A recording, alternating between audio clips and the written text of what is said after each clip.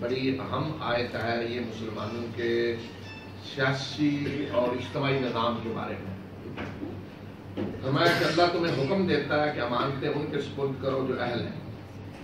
دیکھیں اس میں ایک تو عام امانت ہے، وہ تو یہ ہے کہ جس نے امانت دی ہے اس کو دے دو، لیکن یہ نہیں کہا اس میں، وہ تو یہ ہوتا ہے امانت اس کو دو جس کی ہے، جو اہل ہے۔ کیا مطلب کہ جو بھی کوئی ایسا منصب ہے اہم سیاسی اجتماعی، وہ ان لوگوں پہ کو دو جو اہل ہے، یا شاید کہتے ہیں میرٹ پہ کام کرو، جو اہل ہو اس کو بناؤ، سربراہ اس کو بناؤ، کسی جگہ کا ذمہ دار جو اس منصب کی اہلیت رکھتا ہے۔ یہ فرمایا اللہ تمہیں حکم دیتا ہے، اسی پہ رسول اللہ صلی اللہ علیہ وسلم نے عمل کیا، اسی پہ صحابہ نے عمل کیا۔ لیکن رسول صلی اللہ علیہ وسلم نے، آپ پوری سیرت پڑھیں، کمانڈر کس کو بنایا؟ جو اہل تھے۔ یہ نہیں دیکھا جی یہ پرانے ایمان لانے والے ہیں، سب سے پہلے ہجرت کیا تو کمانڈر ان کو بنائے، نہیں۔ لیکن عمرو بن العاص 6 مہینے ہوئے تھے ایمان لائے تو رسول صلی اللہ علیہ وسلم نے انہیں کمانڈر بنا کر بھیجا۔ حضرت ابو بکر عمر ان کے انڈر تھے۔ کیوں؟ اہلیت تھی، کمانڈر بننے کی اہلیت تھی، اور ثابت ہوا بعد میں۔ خالد بن ولید آئے، ایمان لا کر ابھی 6 مہینے بھی نہیں گزرے تو بڑے بڑے صحابہ کو ان کے انڈر ان کی کمان میں بھیجا، اس لیے کہ لیڈر تھے، کمانڈر تھے۔ یہ اہلیت میرٹ ہے نا۔ یہ نہیں دیکھا وہ تو اتنے پرانے ہیں اور وہ اتنے یہ ہیں۔ ہمارے یہاں جی تماشا ہوتا ہے سیاسی پارٹیوں میں بھی، میرٹ کی بجائے کیا، وہ جی پرانے کارکنوں کو چھوڑ کر نئے آدمی کو لا کے، بھائی نیا آدمی کو باصلاحیت ہے۔ مثلا ایک سیاسی پارٹی میں جو چند کہہ رہے ہیں جی ہم نے حکومت کرنی ہے، حکومت کرنے کے دعوے دار ہیں، اگر کوئی نیا آدمی اہل آیا ہے بڑا باصلاحیت، تو اس کو آپ عہدہ دیں گے نا۔ نہیں جی وہ پرانے 20 سال سے جو آ رہے تھے ان کو تو آپ نے چھوڑ دیا، کر دیا، اور نئے آدمی کو آگے لے آئے۔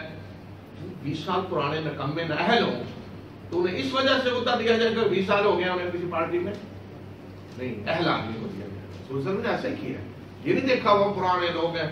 یا دوسری طرف دیکھیں کہ ایک طرف وہ صحابہ تھے جو تقوی کے لحاظ سے کوئی شک نہیں، زیادہ بڑے، علم کے لحاظ سے قرآن کے قاری حافظ بڑے، ان کو عہدے نہیں دیے، بلکہ عہدے ان کو دیے جن کے اندر صلاحیتیں تھیں، مینجمنٹ کی، سیاسی شعور تھا۔ حضرت ابو موسیٰ اشعری کو دیکھیں، دوسرے لوگوں کو دیکھیں، عمرو بن العاص کو دیکھیں، جن کو کمانڈر بنایا، گورنر بنایا۔ تو حضرت عمر نے بھی اپنے دور میں ان کو گورنر بنایا جو باصلاحیت تھے۔ ایک دفعہ بعض ایسے صحابہ کو عہدے دیے حضرت عمر نے جو جن میں وہ صلاحیتیں نہیں تھیں، مطلب، لیکن چونکہ بڑی قربانیاں تھیں ان کی تو وہ نہیں چلا سکے۔ تو حضرت عمر نے کہا مجھے پتا تھا تم نہیں چلا سکو گے، لیکن میں نے صرف اس لیے کیا کہ کوئی یہ نہ سمجھے جی کہ میں کوئی ان لوگوں کو اچھا نہیں سمجھ رہا، ورنہ یہ مجھے پتا تھا آپ نہیں چلا سکتے۔ حضرت عمار قربانیاں تھیں لیکن ان کو کوئی اس طرح مینجمنٹ کا نہیں ہوتا دیا تھا، نہیں چلا سکتے، وہ صلاحیت نہیں تھی۔ تو یہ اس لحاظ سے بڑی اہم یہ حکم ہے۔ آج اسی پہ ساری دنیا جو عمل کر رہی ہے نا، تو ترقی، عروج، سارا کچھ ہو رہا ہے کہ جو بھی منصب ہے، بڑے سے بڑا، چھوٹے سے چھوٹا، اس کے سپرد کرو جو اہل ہے۔ اور فرمایا کہ جب لوگوں کے درمیان فیصلے کرو تو انصاف کے ساتھ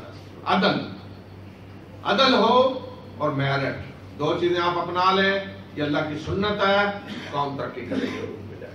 لیکن جہاں میرٹ نہیں ہوگا، عدل نہیں ہوگا، وہ جو چاہے کر لیں، وہ قوم دن بدن پستی سے پستی، ذلت سے ذلت میں گرتی جائے گی۔ یہ اللہ کا قانون ہے، جو چاہے کر لیں۔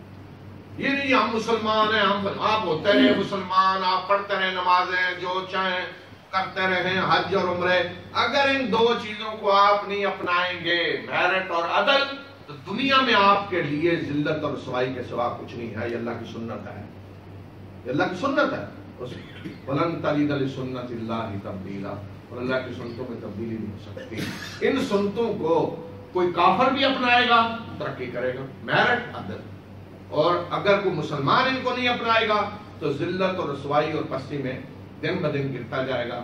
بدقسمتی یہ ہے کہ ہم سمجھتے ہیں کہ رسول صلی اللہ علیہ وسلم کا زمانہ یا صحابہ کا زمانہ بس وہ دعاؤں سے کام چل رہا تھا، وہ نیک لوگ تھے، رسول صلی اللہ علیہ وسلم کی برکتیں، صحابہ کی برکتوں سے کام ہو رہا تھا۔ برکتیں اپنی جگہ تھیں، کوئی شک نہیں، میرٹ تھا، عدل تھا اور میرٹ تھا، یہ دو چیزیں تھیں. جس دن یہ ختم ہوا زوال شروع ہو گیا اور پستے، اور آج اس کی انتہا پہ آیا.